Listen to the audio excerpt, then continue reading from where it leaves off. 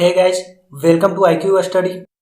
Guys, आज के इस वीडियो में हम लोकसभा और राज्यसभा के बारे में डिटेल में डिस्कस करेंगे। तो गाइज, आप पूरा वीडियो को ध्यान से देखें।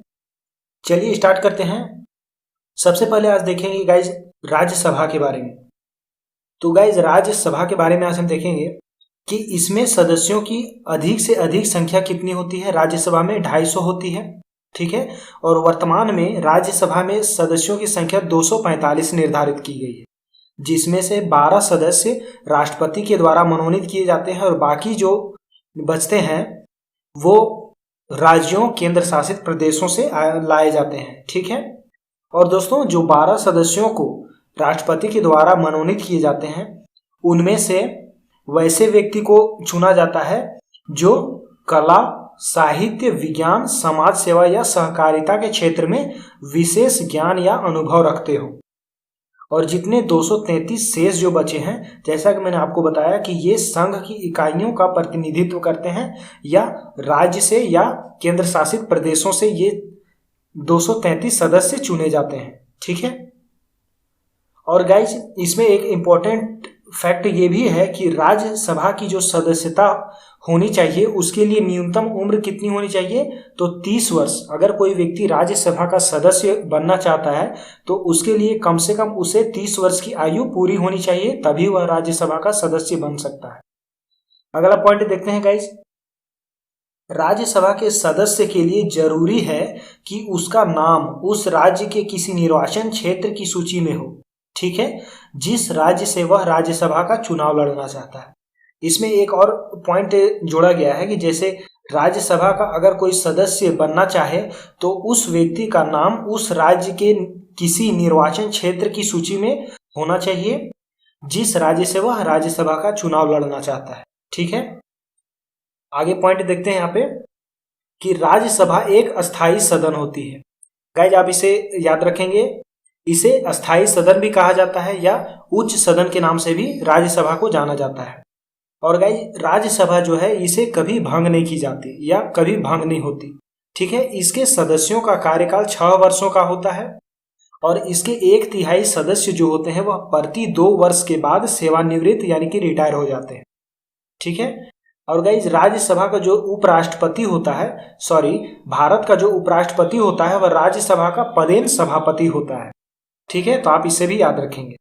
नेक्स्ट यहाँ पे कि राज्यसभा अपने सदस्यों में से किसी एक को 6 वर्ष के लिए उपसभापति निर्वाचित करती है। गाइस, इसमें जो है कि राज्यसभा में जितने भी सदस्य होते हैं उन्हीं में से किसी एक को 6 वर्ष के लिए उपसभापति निर्वाचित की जाती है, ठीक है। नेक्स्ट पॉइंट है यहाँ पे कि मंत्री परिषद राज्यसभा के प्रति उत्तरदायी नहीं होती है। केवल राज्यसभा को राज्य सूची के किसी विषय को राज्यसभा में उपस्थित तथा मतदान देने वाले सदस्यों के कम से कम 2/3 सदस्यों के द्वारा समर्पित संकल्प के द्वारा राष्ट्रीय महत्व का घोषित करने का अधिकार होता है और यह अनुच्छेद 249 के तहत कहा गया है, ठीक है। और गाइज, यहाँ पे एक और इम्पोर्टेंट पॉइंट है हमारे पास कि राज्यसभा की जो पहली गठन हुई थी वह 3 अप्रैल 1952 ईस्वी में हुई थी और जो पहली बैठक की गई थी ये 13 मई 1952 को की गई थी, ठीक है। नेक्स्ट पॉइंट है यहाँ पे कि केवल राज्यसभा को राज्यसभा में उपस्थित तथा मतदान देने वाले सदस्यों के कम से कम 2/3 सदस्यों के बहुमत से अखिल भारतीय सेवाओं का सृजन का अधिकार होता है, जो अनुच्छेद 312 में वर्णित है, ठीक है। धन विधेयक के संबंध में राज्यसभा को केवल सिफारिशें करने का अधिकार होता है, जिसे मानने के लिए लोकसभा बाध्य नहीं होती। इसके लिए राज्यसभा को 14 दिन का समय मिलता है। यदि इस समय में विधेयक वापस नहीं होता है तो उसे पारित समझा जाता है।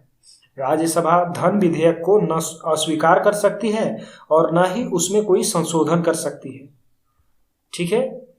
राष्ट्रपति को कम से कम 2 बार राज्यसभा का अधिवेशन आहूत करता है। राज्यसभा के एक सत्र की अंतिम बैठक और अगले सत्र की प्रथम बैठक के नियत तिथि के बीच में 6 माह का डिफरेंस होता है, ठीक है। गाइज, ये तो था राज्यसभा के बारे में कुछ इंपॉर्टेंट फैक्ट्स। अब हम जानते हैं लोकसभा के बारे में। तो गाइज लोकसभा जो है इसे निम्न सदन के नाम से भी जाना जाता है। ठीक है, जैसा कि मैंने अभी बताया कि लोकसभा संसद का प्रथम या निम्न सदन कहलाता है, या इसे अस्थायी सदन भी कहा जाता है। गाइज इसे भंग किया जा सकता है, जैसे कि हमने राज्यसभा में पढ़ा कि राज्यसभा को कभी भंग नहीं किया जा सकता है, लेकिन लोकसभा को भंग किया जा सकता है। ठीक है, और जिसका सभापति कौन होता है लोकसभा का, तो जिसका सभापति तो जो करता है वह एक अध्यक्ष होता है। लोकसभा का जो सभापतित्व करता है यानी कि सभापति जो होता है वह एक अध्यक्ष होता है, और लोकसभा अपनी पहली बैठक के पश्चात यथाशीघ्र अपने 2 सदस्यों को अध्यक्ष और उपाध्यक्ष के रूप में चुनती है। ये अनुच्छेद 93 के तहत करी जाती है। ठीक है गाइज, यहाँ पे आपको याद रखना है कि लोकसभा में जितने भी मेंबर्स होते हैं उन्हीं में से एक को अध्यक्ष चुना जाता है और एक को उपाध्यक्ष चुना जाता है। ठीक है, और ये अनुच्छेद 93 के तहत करी जाती है। देखते हैं यहाँ पे कि मूल संविधान में लोकसभा की सदस्यों की संख्या कितनी है। तो 500 सदस्यों की संख्या निर्धारित करी गई है मूल संविधान में, लेकिन वर्तमान में इसके सदस्यों की संख्या, अधिकतम सदस्यों की संख्या है 552। ठीक है, नए परिसीमन के बाद लोकसभा में अनुसूचित जातियों के लिए 84 स्थान और अनुसूचित जनजाति के लिए 47 स्थान रिजर्व किए गए हैं, जो अनुच्छेद 330 के अंतर्गत की गई है। ठीक है, नेक्स्ट पॉइंट देखते हैं गाइज कि यहाँ पे 530 सदस्य जो होते हैं राज्यों के निर्वाचन क्षेत्रों व अधिकतम 20 सदस्यों संघीय क्षेत्रों से निर्वाचित किए जाते हैं। यानी कि गाइज जो 530 सदस्य होते हैं, 550 में से 530 सदस्य जो होते हैं वह राज्यों से निर्वाचित किए जाते हैं, और बाकी 20 सदस्य जो होते हैं वह केंद्र शासित प्रदेशों से निर्वाचित किए जाते हैं।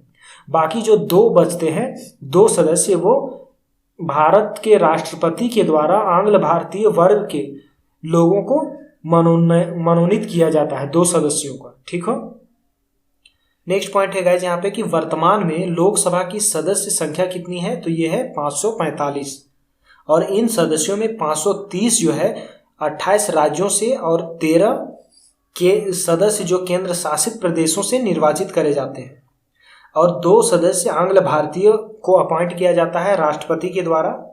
ठीक है, और ये अनुच्छेद 331 में दिया गया है। नेक्स्ट पॉइंट है गाइज यहाँ पे 201 में संसद के द्वारा पारित 84वें संविधान संशोधन के द्वारा विधेयक के अनुसार लोकसभा एवं विधानसभाओं की सीटों में अधिकतम संख्या 206 जो संख्या है लोकसभा और विधानसभाओं की वह 226 तक यथावत रहने का प्रावधान किया गया है। यानी कि जो भी अभी वर्तमान में सीटें हैं लोकसभा की और विधानसभा की वह 2026 तक वैसे ही रखी जाएगी। नेक्स्ट पॉइंट देखते हैं यहाँ पे, लोकसभा के सदस्यों का चुनाव गुप्त मतदान के द्वारा वयस्क मताधिकार यानी कि 18 वर्ष के आधार पर होता है। गाइज 18 वर्ष के व्यक्ति जब 18 वर्ष के कोई भी व्यक्ति 18 वर्ष की उम्र क्रॉस कर ले तो वह वयस्क मतदाता के रूप में उसे गिना जाता है। ठीक है, और ये 61वें संविधान संशोधन के द्वारा 1989 ईस्वी में किया गया था कि भारत में अब 18 वर्ष की आयु प्रति व्यक्ति को वयस्क माना जाएगा। ठीक है, नेक्स्ट पॉइंट देखते हैं यहाँ पे, लोकसभा में अनुसूचित जातियों तथा अनुसूचित जनजातियों के लिए राज्यवार जनसंख्या के अनुपात में आरक्षण को अमेरिकी राष्ट्रपति जो भारत का प्रावधान है किया गया है अनुच्छेद 330 में और 332 में। ठीक है, अगला पॉइंट देखते हैं गाइज यहाँ पे कि यह आए लेकिन संसद नहीं पहुंचे। ठीक है, प्रावधान प्रारंभ में 10 वर्ष के लिए किया गया था, किंतु इसे संविधान संशोधन के द्वारा 10-10 वर्षों के लिए आगे बढ़ाया जाता रहा था। ठीक है, नेक्स्ट पॉइंट है यहाँ पे लोकसभा के बारे में कि वर्तमान में 95वां जो संविधान संशोधन हुआ था 2009 ईस्वी में, इसके द्वारा अनुच्छेद 334 में संशोधन कर लोकसभा में अनुसूचित जातियों व जनजातियों के आरक्षण तथा आंग्ल भारतीयों को मनोनीत करने संबंधी प्रावधान को 2020 तक बढ़ाने का आदेश दिया गया था। ठीक है, अब बात करते हैं गाइज हम लोकसभा की सदस्यता के लिए अनिवार्य क्या क्या योग्यताएं हैं। ठीक है। तो लोकसभा का सदस्य बनने के लिए सबसे पहली बात है कि वह भारत का नागरिक हो। दूसरी बात है कि उसकी आयु 25 वर्ष या उससे अधिक हो। 25 वर्ष से किसी व्यक्ति का आयु कम है तो वह लोकसभा का सदस्य नहीं बन सकता है। तीसरा इम्पोर्टेंट फैक्ट है कि भारत सरकार के द्वारा अथवा किसी राज्य सरकार के अंतर्गत वह कोई लाभ के पद पर नहीं हो, ठीक है। और चौथा इम्पोर्टेंट फैक्ट है इसमें कि पागल व दिवालिया ना हो। इस तरह के 4 फैक्ट जो किसी व्यक्ति में लागू हो तभी वह लोकसभा का सदस्य बन सकता है, अन्यथा वह नहीं बन सकता है, ठीक है। और लोकसभा का अधिकतम जो कार्यकाल होता है वह 5 वर्षों का होता है। जैसा कि मैंने आपको बताया गाइज ऊपर ही कि राज्यसभा का कार्यकाल 6 वर्षों का होता है, लेकिन लोकसभा का 5 वर्षों का कार्यकाल होता है, ठीक है। मंत्रिपरिषद लोकसभा के प्रति सामूहिक रूप से उत्तरदायी होते हैं और ये अनुच्छेद 75 के 3 में कहा गया है, ठीक है। नेक्स्ट फैक्ट देखते हैं यहाँ पे, प्रधानमंत्री के परामर्श के आधार पर राष्ट्रपति के द्वारा लोकसभा को समय से पूर्व भी भंग किया जा सकता है। जैसा कि मैंने आपको बताया कि राज्यसभा को भंग नहीं किया जा सकता, ये अस्थायी सदन होता है, लेकिन लोकसभा जिसे भंग किया जा सकता है और राष्ट्रपति के द्वारा लोकसभा को समय से पूर्व भी भंग किया जा सकता है। यानी कि हमें पता चला कि लोकसभा को राष्ट्रपति के द्वारा भंग किया जा सकता है, ठीक है। और गाइज लोकसभा को अभी तक 8 बार भंग किया जा चुका है, ठीक है। नेक्स्ट पॉइंट देखते हैं, आपातकाल की घोषणा लागू होने पर विधि के द्वारा संसद लोकसभा के कार्यकाल में वृद्धि कर सकती है, जो एक बार 1 वर्ष से अधिक नहीं होगी।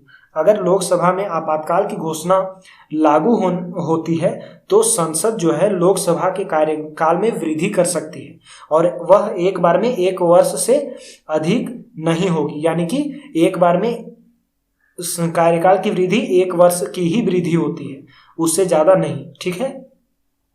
नेक्स्ट पॉइंट यहाँ पे कि 1976 में लोकसभा का कार्यकाल 2 बार 1-1 वर्ष के लिए बढ़ाया गया था। ये इंपॉर्टेंट फैक्ट है गाइज, आप इसे याद रखेंगे, ठीक है। नेक्स्ट देखते हैं यहाँ पे कि लोकसभा एवं राज्यसभा के अधिवेशन राष्ट्रपति के द्वारा ही बुलाए जाते हैं और स्थगित भी राष्ट्रपति के द्वारा ही करे जाते हैं, ठीक है। और नेक्स्ट पॉइंट है यहाँ पे कि लोकसभा की 2 बैठकों के बीच जो होती है डिफरेंस, वह 6 माह का डिफरेंस होता है। लोकसभा की जो 2 बैठकों के बीच का अंतर होता है वह 6 महीने का अंतर होता है। लोकसभा की गणपूर्ति या कोरम कुल सदस्य का 10वां भाग होता है, ठीक है, जिसमें 55 सदस्य आते हैं। नेक्स्ट फैक्ट है यहाँ पे कि संविधान के अनुच्छेद 108 में संसद के संयुक्त अधिवेशन की व्याख्या या व्यवस्था की गई है, ठीक है। और हम बात करें अगले फैक्ट की, तो ये विधेयक एक सदन से पारित होने के बाद जब दूसरे सदन में जाती है तभी वह विधेयक बनती है या कानून बनती है, ठीक है। और नेक्स्ट पॉइंट है गाइस यहाँ पे कि संयुक्त अधिवेशन राष्ट्रपति के द्वारा 3 स्थितियों में बुलाया जा सकता है और ये 3 स्थितियां क्या क्या हैं जरा जान लेते हैं। तो ये है कि दूसरे सदन के द्वारा विधेयक अस्वीकार कर दिया गया हो तब अधिवेशन राष्ट्रपति के द्वारा संयुक्त अधिवेशन बुलाया जाता है। दूसरा कंडीशन है यहाँ पे कि विधेयक पर किए जाने वाले संशोधनों के बारे में दोनों सदन अंतिम रूप से असहमत हो जाए तब संयुक्त अधिवेशन बुलाया जाता है, ठीक है। और तीसरा कंडीशन है कि दूसरे सदन को विधेयक प्राप्त होने की तारीख से उसके द्वारा विधेयक पारित किए बिना 6 मास के अधिक बीत गए हों तब संयुक्त अधिवेशन राष्ट्रपति के द्वारा बुलाई जाती है, ठीक है। और गाइस संयुक्त अधिवेशन जो है ये इसकी अध्यक्षता लोकसभा के अध्यक्ष के द्वारा करी जाती है, ठीक है। लोकसभा में एक दिन में तारांकित प्रश्नों की संख्या कितनी होती है, तो 20 होती है। लोकसभा में अगर बैठक होती है तो वहां तारांकित प्रश्नों की संख्या 20 होती है, उससे ज्यादा नहीं, ठीक है। संयुक्त बैठक से अध्यक्ष की अनुपस्थिति के दौरान सदन का उपाध्यक्ष या यदि वह भी अनुपस्थित हो तो राज्यसभा का उपसभापति या यदि वह भी अनुपस्थित हो तो ऐसे में अन्य व्यक्ति पदासीन होगा जो उस बैठक में उपस्थित सदस्यों के द्वारा अवधारित किया जाए, ठीक है।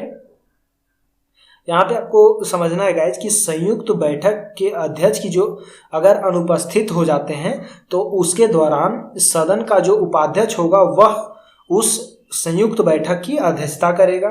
लेकिन अगर वो भी अनुपस्थित हो तो राज्यसभा का उपसभापति, या अगर वो भी उपसभापति भी उस पर उपस्थित ना हो तो ऐसे अन्य व्यक्ति वहां पे पदासीन होंगे अध्यक्ष के रूप में, जो उस बैठक में उपस्थित सदस्यों के द्वारा अवधारित किए जाए। ठीक है, तो गाइज ये तो था आज का हमारा वीडियो राज्यसभा एंड लोकसभा का। आपको ये वीडियो कैसा लगा कमेंट बॉक्स में मुझे जरूर बताएं। और गाइज आपको किस टॉपिक में वीडियो चाहिए आप ये भी कमेंट कर सकते हैं, मैं आपको उस टॉपिक में वीडियो प्रोवाइड करवा दूंगा। और गाइज अगर आपने अभी तक इस चैनल को सब्सक्राइब नहीं किया तो सब्सक्राइब कर लें और बेल आइकन को भी प्रेस कर लें। ठीक है, तो गाइज मिलते हैं नेक्स्ट वीडियो में एक इंटरेस्टिंग टॉपिक के साथ। तब तक के लिए जय हिंद।